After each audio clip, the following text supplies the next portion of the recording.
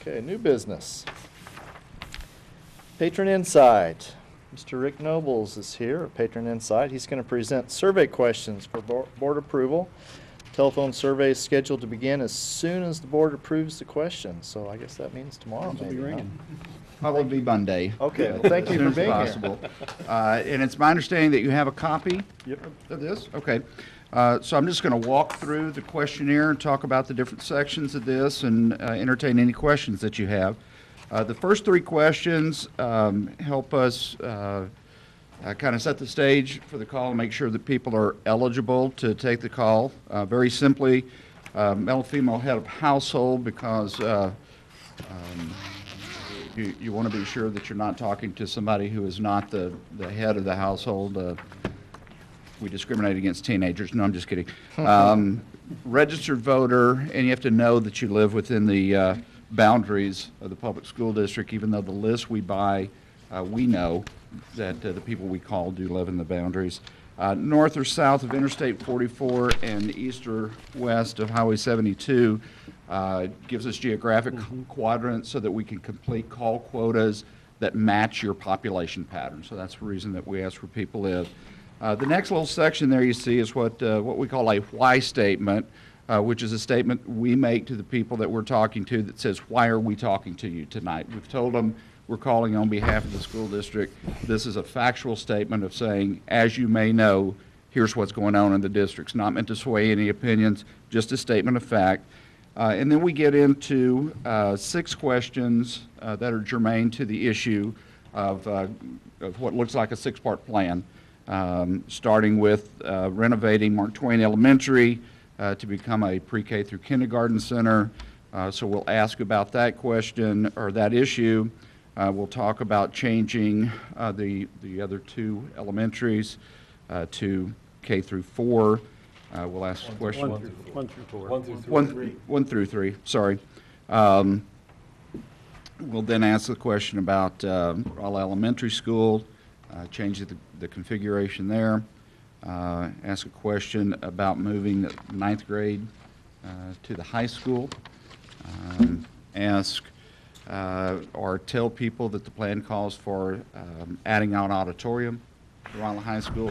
And in each of these questions, we're going to ask how you feel about this. I strongly support it. I support it. I don't care one way or the other, what have you.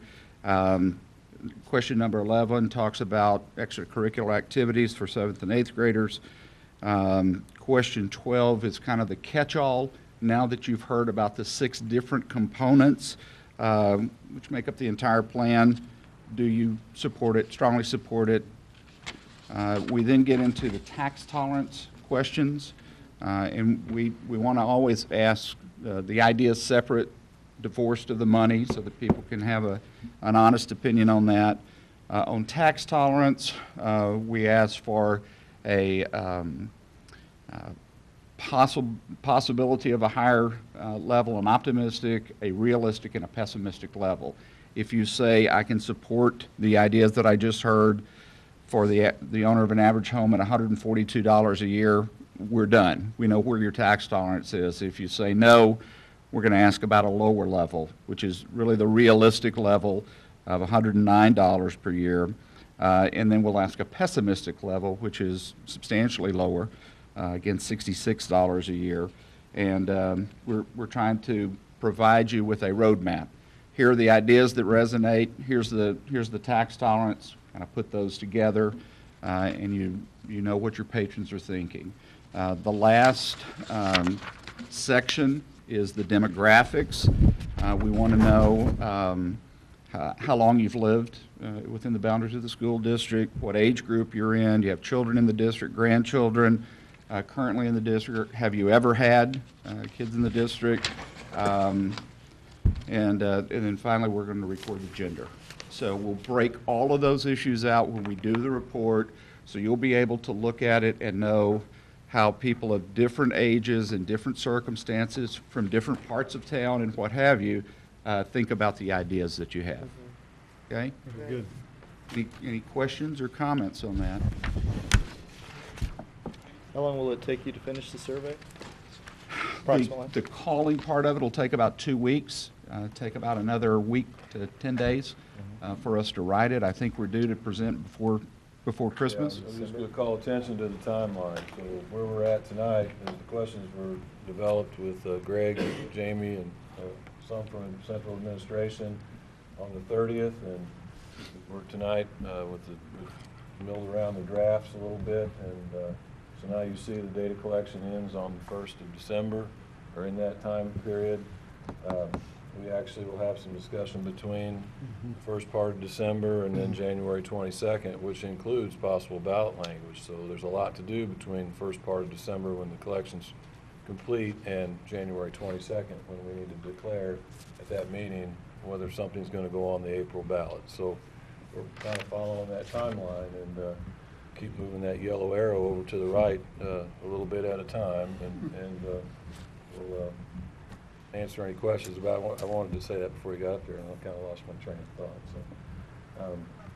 So we're just proceeding as planned. But the questions, appreciate all the feedback the board gave on those, and those have all been included in the final draft. And We'll have this in the calling company's hands in the morning, and they'll get to it ASAP. I'll make a motion, we approve the questions. Second that. Got a motion and a second to approve the survey. All those in favor say aye. Aye. Opposed, say no. All right. Thank you so much for being here. I know that you have a certain number that you get, you call like so many people. I mean, you get 400 complete, so that, yeah, I knew that. I couldn't remember the exact number from the last time. Plus or minus 5% Okay. margin of error factor. So that's what Great. Is that based on the community size, or does that not matter what the community size is? It is based on the community size. There's actually a chart, just kind of a strange point of reference. When the Gallup organization does a presidential poll for the United States for 330 million people, they complete 1,050 calls. So the numbers work in strange ways. We're doing a survey in a small town in Kansas that has 1,000 people. And we have to do 275 completes for 1,000. But smart people figured that out. I don't know how that works. Okay. Thank you. Thank you very much. thank you, Rick. Thank you. Appreciate it.